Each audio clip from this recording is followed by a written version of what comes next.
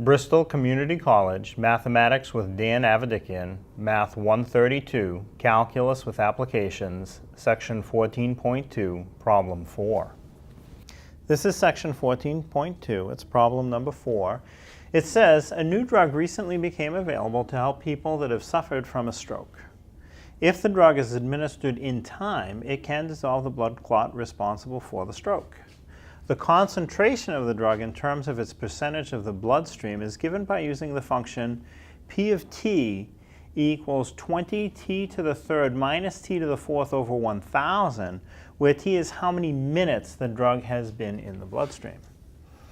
So, part A, find the percentage of this drug in the bloodstream after 10 minutes. So we're going to take our function and put in a 10 for, in this case, the variable is t for time, and the p is for percentage, usually the f of x, but so we'll do p of 10 equals, so on top I have 20t cubed will become 20 times 10 cubed, minus t to the fourth will be minus 10 to the fourth, and there's a denominator of 1,000. So I would just have to do the math.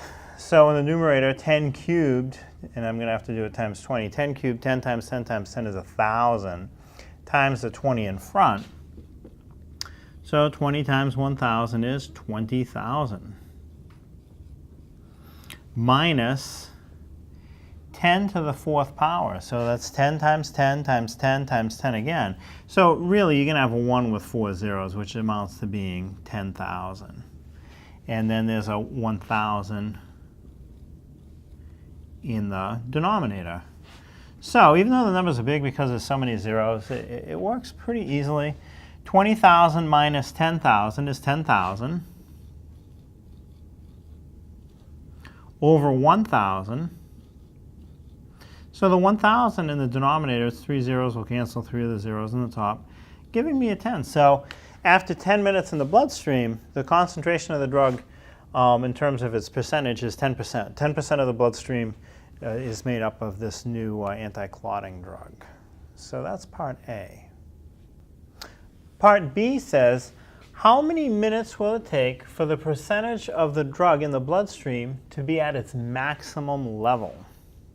So to find the maximum for a function, we'll start with a function which is P of t equals 20t cubed minus t to the fourth over 1,000. And we'll want to take the derivative, set it equal to 0, and solve for the unknown, in this case 4t. So to take the derivative of this, because it's written as a fraction, I'd rather not have a fraction. So let me split this up and write my function as 20t cubed over 1,000 minus t to the fourth over 1,000. So instead of one fraction with a common denominator, I'm going to split it into two separate fractions, and this way I don't have to apply that quotient rule.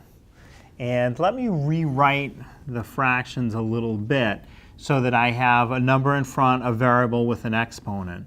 So I'm going to make this 20 over 1,000 times t cubed. That's the same as 20t cubed over 1,000. I like to have a fraction in front, variable, exponent.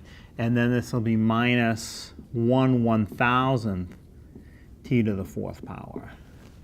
So that's what we're going to take the derivative of. And I can even reduce this 20 over 1,000. Let's make it 2 over 100, and that would be 1 over 50.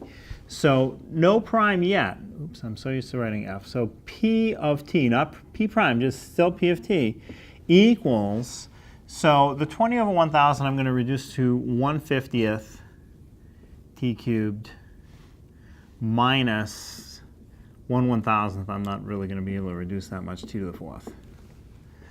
So that's my function written in a form that I can just take the derivative without having to apply the quotient rule. I did a little bit of simplification. So now we're going to have P prime. P prime of t, the derivative, equals, so the first piece, the exponent of 3 comes down times the number in front of 1/50th. So 3 times 1/50th, you can think of it as 3 over 1 times 1 over 50, you're going to have 3/50ths t to 1 less power. That third power will drop down to a second power. So the first piece gives me a 3 over 50 times t to the second, then minus, so now the next piece, 1 over 1,000 times t to the fourth power. The fourth power will come down times the 1 over 1,000, giving me 4 over 1,000. T to the 1 less power, that fourth power will drop down to a third power. So that's my p prime of t. And the 4 over 1,000, I almost can't resist reducing that to 1 over 250. So let me write this as p prime of t equals, and now I can kind of go back to how I had it written before. Now that I'm done with the derivative, I can write 3t squared over 50 minus t cubed over 250. Again, the 4 over 1,000, I can make that a 250 in the denominator. So now there's p prime of t in a fairly simplified version. The next thing I want to do now that I have the derivative is set it equal to 0. Easy, easy step. So I'm going to do 3 times t squared over 50 minus t cubed over 250 equals 0, and solve that for t. What value of t will make this equation true? Well, to solve it, what makes it look awful is these crazy denominators. Well, since I have an equation, I can do anything I want as long as I do it both sides, left side, right side. So a nice common denominator is 250. So let me do the left side of this equation times 250. So I'll have 3t squared over 50 minus t cubed over 250 equals 0 times 250. So I did 250 times the left side of my equation equals 250 times the right side. Legal move. And now what that's going to do is eliminate my denominators. So now 250 times 3t squared over 50, the 50 and the 250 will reduce to 5. 50 goes into 255 times. So you're left with 5 times 3t squared. Well, the 5 times 3, you get 15t squared. And then 250 times t cubed over 250, the 250s cancel. So I have 15t squared minus t cubed equals 0 times 250 is just 0. So now I have to find a solution for 15t squared minus t cubed equals 0. So each piece has a t in it. Actually, each piece has a t squared in it. So let me pull out a t squared and make some parentheses. And what I'm going to have is 15 minus t. So the values of t that will make my equation true, one of them is 0. So the concentration is at a maximum at 0 minutes. That's actually the minimum. In 0 minutes, that's the minimum that we found. The other value of t that will make this equation true is if t is 15. 15 minus t, you'll get 0 equals 0. So 15 minutes in the bloodstream is when that drug is at its maximum concentration in the bloodstream. So 15 minutes is when the drug reaches its maximum percentage of the bloodstream. Now the next part, part C, is what is that maximum concentration? So we see that we'll achieve it in 15 minutes.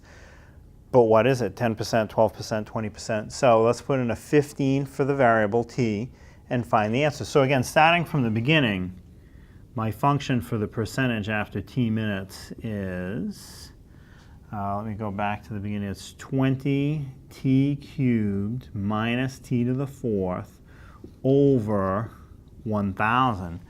So from the previous part, we'll have to put in a 15 where we have a t. Now that will get a little bit messy, but it won't be too bad. So I'm going to have p of 15 equals, the 20t cubed will be 20 times 15 cubed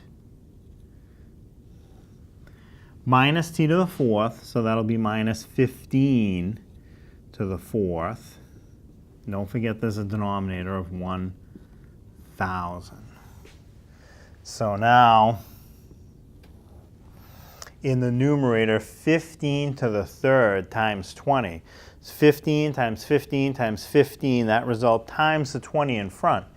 That's a big to do without a calculator. So let me do the 15 to the third power first. So 15 to the third power is 3,375 times 20 in front.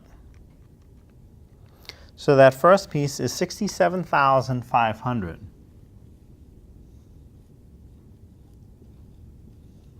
Minus 15 to the fourth power. So 4 15s multiplied together. 15 times 15 times 15 times 15 again.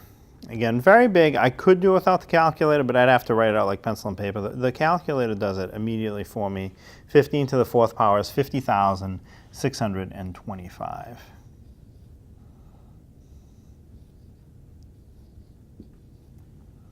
And again, there is a 1,000 in the bottom, in the denominator. So let me do that subtraction. Let me just enter that 67500 minus 50625 gives me a result of 16,875 with a 1,000 in the denominator. Well, the 1,000 in the denominator is going to pull the decimal back, so it's 16.875 is the answer, and that would be the percentage of the bloodstream made up by this new drug. That's the maximum percentage it'll get to.